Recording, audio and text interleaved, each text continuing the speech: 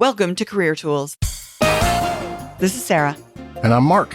Today's podcast, What's Your Current Situation? Part 1 of 1. This guidance answers these questions. How do I answer, what is your current situation? What does a recruiter need to know about my current job? How do I describe my current job when looking for a new one? If you want answers to these questions and more, keep listening. Looking to grow faster in your role? Our licenses give you access to more guidance with proven methods that you can apply immediately, whether it's handling conflicts, improving communication, or stepping into leadership. Real tools, real results. Find the right license for you by visiting us at manager-tools.com/license. Today we're talking about recruiters again.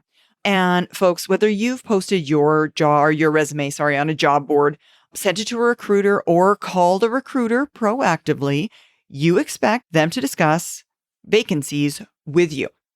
However, before they start talking specifics, when we're talking recruiters specifically, there are 4 really important questions that your recruiter will need and want the answer to. Yeah. So what are those questions? And by the way, Sarah, I just want to add something to it. I don't want to make this specifically about a recruiter, because you could be talking to a manager. You could be talking to somebody at a bar and they say, hey, what's your current situation? So what are the 4 questions? They are, what's your current situation? What are you looking for? What's your salary expectation? And what's your location preference?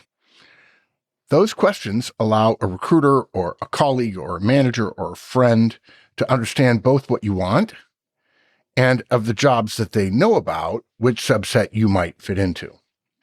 And look, don't get us wrong here. It's a two-way street. They also allow the person to dismiss you entirely if you're not the right kind of candidate for the jobs they're looking to fill. It's not necessarily a bad thing. Don't waste time and energy talking to somebody thinking that there might be something when in fact they know there's not. You're wasting your energy and your time. If it doesn't benefit them, it's not going to benefit you. That's exactly it. And folks, what many people do when they begin their job search is they get their resume ready and they put it up on an online job board and then they just let it ride. I mean, we call this the post and pray strategy. It's not a good one. If you're looking for a new job, just heads up there. That said, once your resume is up on one of these job boards, it wouldn't be outside the realm of possibility for a recruiter to read your resume. They look at job boards, even call candidates that they find on job boards. Yeah, good one, LinkedIn. And in our experience, folks, many people, when they get that call, are not prepared for it. And they don't know what the questions are going to be. And because they don't know what the questions are going to be, they don't have an answer prepared for any of the questions that they might get asked. And given that this interaction is really your first impression, the first impression you give someone who might potentially be between you and a job, it would be in your best interest to be prepared for it. Yeah. So the first question you're likely to be asked is, what's your current situation? Or a variation of that, which you'll recognize when it happens. Where are you now? What are you doing? Those kind of things. And today we're going to cover how to answer that question. So our outline. First, we're going to cover what the question itself really means, what they're getting at. What they want is clarity quickly, what a good answer sounds like, and then being ready for the next question. Yeah. So what the question means. Let's imagine a recruiter sitting in his office looking for candidates. He has a brief from a client, which gives him the location, a salary range, required speed of response, usually something like, get me something yesterday.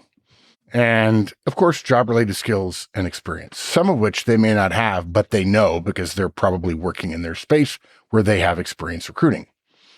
And then that recruiter logs on to an online job board. And there are hundreds of them, of course. The specific board doesn't really matter. And he or she inputs a search string, which covers the job title and skills he's looking for within a certain geography. And perhaps he or she includes a salary range. And usually they restrict their searches to resumes posted in the last 3 months. Now think about that, guys. That's an additional hint or bit of guidance here from this cast This is a really good reason to update your resume quarterly and repost it. Yeah. If your resume's been out there 6 months, nobody's going to look at it. It's just like when you're shopping for a house. If your house has been on the market a really long time, people are less likely to look at it. Exactly. They assume there's something wrong. Yep. Same thing. So, folks, if we fit that criteria, the criteria that the person who is looking at this job board is looking for in their role. Or LinkedIn. I think LinkedIn it's not a job board, but it's probably the digital space of choice for the majority of recruiters. Not executive recruiters, but most recruiters. Yep, absolutely. So yes, if we fill their search criteria needs, essentially it'll be our resume that pops up out of the millions which are on this platform that they're searching on. At this point, though, the recruiter or the individual looking, all the recruiter really knows about us is that at some time in the last 3 months, we posted our resume on this platform. That's literally all they know. They don't know why you may have posted it. For all the recruiter knows at this point, you could have been doing a test or an experiment on behalf of your organization to see whether or not it actually worked. They don't even know whether or not it's a real resume of a real potential candidate. They know maybe where you lived at the time that you posted the resume, maybe. Maybe they know the salary expectation, but not whether or not the salary expectation that they've got for their role is one that is acceptable or useful to you, the candidate. They know very little about you. Yeah. So they call or email to establish some answers to those questions. It's an additional filter. We're going through a series of filters. It's exactly what the job search is, a series of filters. And that's why we put out this guidance, so you understand what all those filters are, and you can be prepared for them.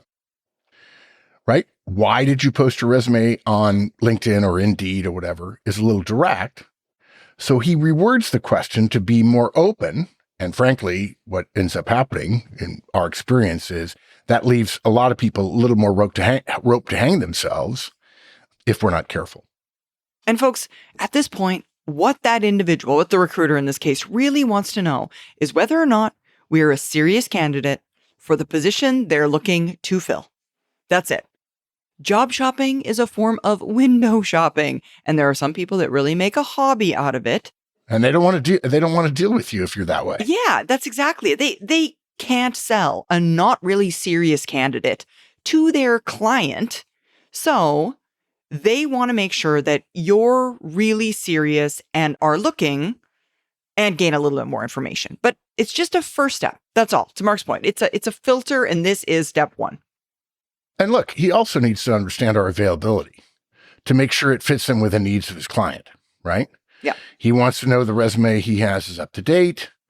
You would be amazed how many recent resumes on job boards, LinkedIn and job boards, are not up to date because the person who posted it got a job and just forgot to take it down. And to be fair, I think that's a completely reasonable thing to forget. You get a job, you post it, you get a job some other way, perhaps, or even through that posting, and you're so excited about the new job that you don't think about cleaning up the fact that your resume's out there. And by the way, yeah, it ages, right? So you don't want that old resume up there, certainly, since if you're going to get a job with this new company, you're going to have that job on your resume too. Yeah, I mean, I think it would be really interesting, Mark, to see how many really, really old resumes live out on some of those sites, because people just forgot to take them down, or they didn't take them down because the first priority of someone who just got a new job isn't, let me go take my resume down from all these other places. Millions. I bet you with AI, LinkedIn could go through all the resumes are up there and send out a note to generate more traffic and say, hey, your resume, the last date on it is 2020. Yeah. Do you really want to leave that up there? You might want to take it down and put a new one up there. Yeah, I like that. Okay, so that covers then what the question, what's your current situation, is really trying to get, what it's trying to measure in terms of you, the potential candidate. Now we're going to go into what the recruiter or the individual asking you wants, and what they want is clarity and quickly. This initial question is nothing more than a precursor to other qualifying questions that will help them establish whether or not you're a good fit for the client whose position they're trying to fill, essentially. Or for the recruiter more generally as well. They may think, okay, I like this resume. I do a lot of work here, not right for this client. But maybe someone else. Yeah, exactly. Yeah, exactly. And folks, if you don't know a lot about recruiters, we have a bunch of podcasts about recruiters and hiring. And I think the most recent one we did, Mark, was something about headhunters. Do you remember the name of it? Oh, gosh, no, we have... Working with headhunters, I think it's Working called. with headhunters? Yeah. I think so. By the way, folks, recruiters don't like the term headhunters. They don't. Yeah, that sounds right. Haven't been a recruiter. I didn't really mind it. I thought it was just shorthand, but recruiters mostly don't like that. So when it comes to recruiters, they tend to work at desks, which are based around a particular vertical and horizontal subset of candidates. So for example, permanent part qualified accountants below 40,000. That could be the desk name. It would be the desk name. Exactly. And while the recruiter might be calling with a particular client or maybe a particular role even in mind, they might also be calling because they suspect you fit into their subset more generally, and there might be a role for you somewhere else. But either way, this is the first question that you're going to be asked. Yep. And at this point, the recruiter is completely open-minded about you. It doesn't matter if you've been made redundant, you've been laid off, you've been ill, you've come back to work after maternity leave or after looking at a sick parent. The recruiter's not judging you or your circumstances. They don't. Trust me, folks, they don't. They're just trying to understand where you are, thus, what's your situation. Yeah. Folks, a really easy example, example is not the right word, analogy for this is, imagine going into a computer store to buy some new software. Online. Yeah, exactly. The first question you're going to need to answer is it for a PC or for a Mac? If you answer Mac because you think it's cooler, but you actually have a PC, the software isn't going to work. In the same way, telling a recruiter you're immediately available when you're really not immediately available isn't helpful. This is just, again, a series of filters, and you need to be giving the proper information to get the proper outcome. Yeah. And look, you could say, well, I've been thinking, blah, blah, blah, blah, blah. The recruiter will be turned off immediately. I tell this story all the time. I used to interview college graduates, MBA graduates all the time for corporate clients. I taught their managers how to interview. Then later I taught the kids at the schools how to beat the interviewing process. And then they ended up teaching the companies again how to select the right kids, even if they've been prepared. And my classic example is, what was your GPA, your grade point average? This is a factual question with a numerical answer. In the United States, it's usually a 4.0 is the highest. And when candidates say, well, at the start of the answer, it's immediately a wrong answer. Even if after 30 seconds of your blathering about how you worked full time and you took a semester off because you had to go back and work on the farm, they just need to know a number, 3.5, 2.7, whatever. And by the way, if you take a long time qualifying your answer, essentially then putting your agenda in front of the recruiters, which recruiters hate because they have very limited time, you're basically saying to them, I don't care what you want. I want you to know what I want you to know. And the longer you take, the more likely they're going to assume that your number is low. And even if your number is not low, you will have been dinged for lack of clarity and lack of quickness, right? So you just need to give a factual answer to the question, what's your current situation? And you need to do it quickly. The recruiter might be making as many as 10 of these calls in an hour. Yeah, it's a lot of calls, folks. Right. And if you're answering quickly and directly, you're going to get positive points. Not that there's a point system. And positive points mean a recruiter working harder to get you a job. So one sentence is enough for this preliminary question. What's your current situation? And folks, we need to also include the name of the company that we've just left or we're currently at, and in this case, looking to leave. And this information helps the recruiter understand if the resume that they're looking at is current, essentially, without having to ask us, is this resume current? They can glance at it and immediately know. It's all about anticipating their needs, which make them, again, think of us more positively because we're giving them exactly what they want. Yes. If we work harder to give them what they want and need, they will work harder to help us find a job. I used to tell people about recruiters that recruiters were one of the exceptions to the question of how can I have a relationship with a person if I don't know them? Well, recruiter's a perfect example. You're talking to them. You don't know them. They don't know you, but you want a good relationship with them. You're in a relationship with them right now if you're talking to them. So, what does a good answer sound like? Some examples of what a good answer might sound like are, I'm actively looking for work after being made redundant from X company. I'm looking to move on from X company in the next 3 to 6 months. I'm open to opportunities having been at X company for 2 years. Or I left company X in December. I'm going to move into Idaho with my wife in 2 months, and I'm currently looking for work there. All of those are crisp and short. I mean, the longest one, the last one, probably only has 25 words in it.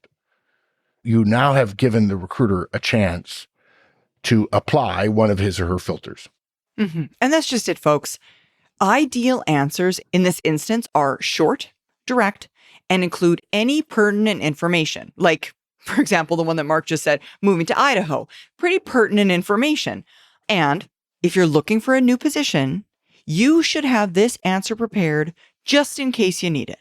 I mean, it's a 1-sentence answer. I mean, it's not that hard to have this written down, have rehearsed it a couple of times, and be canned. Practice it. I mean, practice it enough times that you can actually deliver that with some positive emotion in your voice. Smile when you say that. And folks, learn from your mistakes. If you use it a couple of times and tend to always be asked another question afterward, a follow-up for clarity, add that information into your standard response. For example, if your answer is, I'm on garden leave and actively looking for work, and you're always asked, when does your garden leave end? Which, let's face it, you probably will be. Exactly. Then what we would suggest is you learn your lesson and modify your answer to be, I'm on garden leave until the end of September and actively looking for work to start then. Yeah. Now, folks, let me tell you something. I'm going to go back to what was your GPA? If you start telling me other stuff about your GPA, you're losing points with me. I don't like it at all. I mean, I probably, when I was a recruiter, before I started Horseman & Company, I probably rolled my eyes. Like, really? Really? I mean, I've been interviewing you for 20 minutes. If I haven't figured out by now you're not any good, your GPA is not going to rule you out. I just need to write something in my form for my client, right? So my pet peeve with, hey, what's your current situation?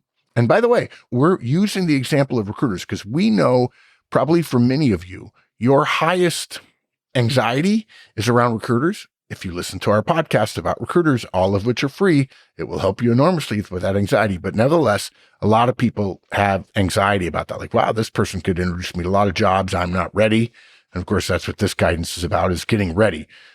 But if you come back with, well, my current situation is I'm happy and, it'll depend on the company. So who are you recruiting for?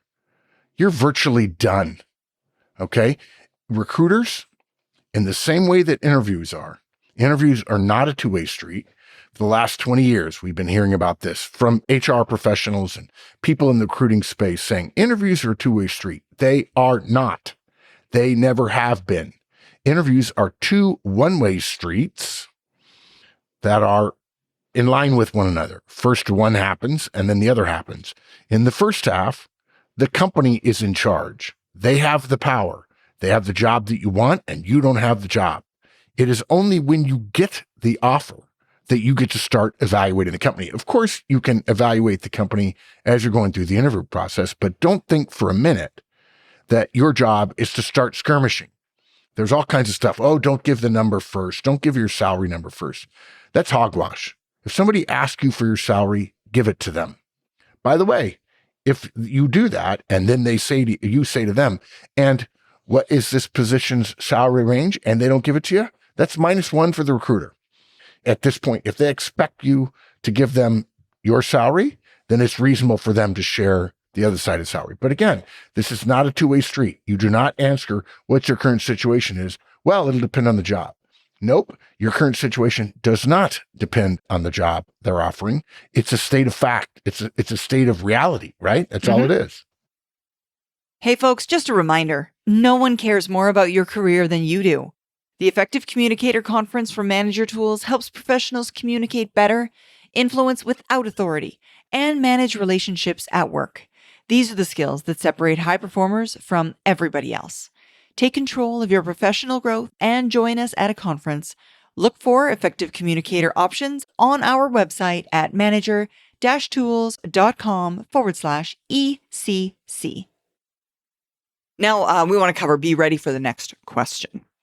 And folks, depending on your answer to the question, the way you answered the previous question, I should say, the conversation is going to go one of two ways. If your answer fits the needs of that recruiter, either for a particular client or more generally fitting their desk, you're going to be asked the next question, what are you looking for? And the reason they're going to ask you this question is essentially so the recruiter, the individual looking in this case, can judge the fit between your requirements and their needs and opportunities. Yeah. Now, suppose for a moment the recruiter works a geographic area limited to, say, Indiana, where you currently live. Your circumstances do not fit his needs. Okay. Again, this is not a bad thing, and wasting each other's time is not really good for either of you.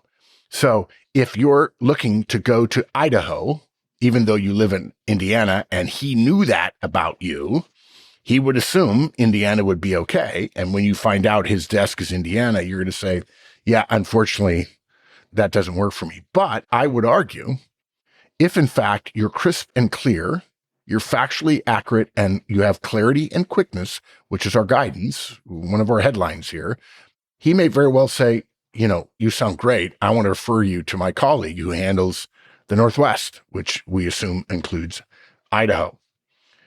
But it's not a bad thing if you're not a fit, because you're going to be wasting your time. And he's not dismissing you for some lack of quality, lack of character, lack of skills, lack of ability. It's not that. It's he wants something or she wants something and you want something. What you both want has to be amenable to the other for it to work out. So don't be disappointed. Unfortunately, I thought you were going to be interested in things around Indianapolis, where I noticed you live on your resume, and Idaho is certainly great. I wish you well. It's not a fit. There's no sense in arguing about that. And folks, when your recruiter has determined that you, for whatever reason, in this instance, do not fit, going back to Mark's point earlier, if you've done the right things, if you've answered crisply and quickly, and you've been very matter of fact, you will have impressed in the limited amount of time you had to impress. And a good recruiter will see that, and they're going to ask you for a referral. So be also prepared for a follow-up question. Who do you know in this area who'd be interested in an opportunity in Indiana, for example? I mean, you're not going to be there, but you seem a pretty impressive candidate. So do you know anybody that might be interested in this job? And this is important, folks. Okay. This happens all the time. When you become to an executive level or a senior manager level, you'll get calls out of the blue without having posted a resume because someone will have referred you.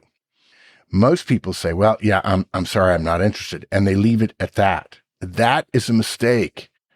Okay. It's not just karma. It's about relationships with the recruiter. So if Sarah were to call me and say, Mark, hey, I'm sorry, I don't recruit for Idaho. Do you know anybody? And I'm in Indianapolis. Says, sure, I do. I know this guy, Mark Thomas. He's a genius, and he works with me. or he works at a firm that I used to work at and he's still there and he's doing really well. That builds your relationship with that recruiter. That makes it easier for him or her to say, yeah, you know what? This guy did me a solid. I'm going to go ahead and take the time. It takes a minute or two. Remember, this guy's making 10 calls in an hour to forward this resume and say, I had a good conversation with this guy. And he forwards it to his fellow recruiter who handles the Pacific Northwest because he says, you're moving to Idaho. Yeah. So you need to be quick and clear with your answer, but recognize you could be starting a relationship. And so you want to be friendly. You want to be cheerful. And by the way, if they call and you say, I'm really sorry, I do want to talk to you. I apologize. I saw the number and I realized you're a recruiter. I can't talk right now. I have time later on this afternoon, this evening, or tomorrow morning. I apologize, but I just want you to know I'm interested and I just can't talk right now. And they may give you their number and say, call me back. That's the kind of thing you do to maintain the relationship, even when the situation is not right for you in a job. Yeah, that's exactly it. Yeah, it's good karma. It is good karma. It really is. All right, so I'm going to wrap it up. Answering the question, what's your current situation, is all about being prepared and being clear. Recruiters are not evaluating you with this question, and they're certainly not looking to trap you with this question. All they're trying to do is quickly understand where you fit and whether a conversation makes sense for you and for them. No one's time is meant to be wasted here. But knowing the key questions in advance and having thoughtful answers ready means you can avoid being caught off guard and make a strong first impression. Not only that, but you can also steer the discussion toward opportunities that actually align with your goals as well as theirs. Your preparation on an unexpected recruiter call is a step forward in your job search. And I'll just add one more thing.